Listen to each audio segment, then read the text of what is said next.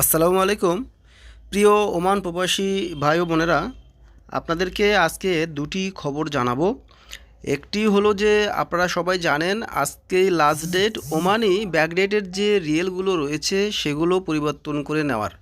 আপনারা যে কোনো ব্যাংকের শাখা কিংবা অনুমোদিত এক্সচেঞ্জ হাউস থেকে এই বাতিল নোটগুলো পরিবর্তন করে নিতে পারবেন।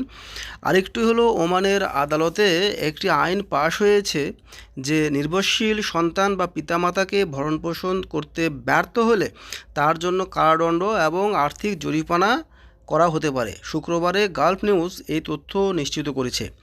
সে প্যানেল কোর্টে 279 নম্বর ধারায় বলা হয়েছে যে এই জিনিসটি পরিপালন করতে ব্যর্থ হলে 2 থেকে 3 মাস জেল এবং 500 ওমানি রিয়াল জরিমানা হতে পারে।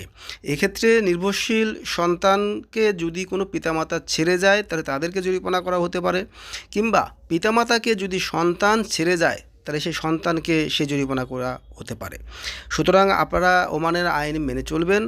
এবং সবচেয়ে গুরুত্বপূর্ণ যে কথা হলো, ওমানি রিয়ালগুলো পরিবর্তন করে নেওয়ার আজকেই শেষ দিন। আপনারা যদি যথাসম্ভব যদি কারো কাছে ওমানি রিয়াল থেকে থাকে অবশ্যই পরিবর্তন করে নেবেন।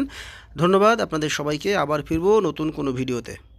সে পর্যন্ত বিদায় এবং আপনাদেরকে নতুন বছরের শুভেচ্ছা জানাচ্ছি 2025 সালের।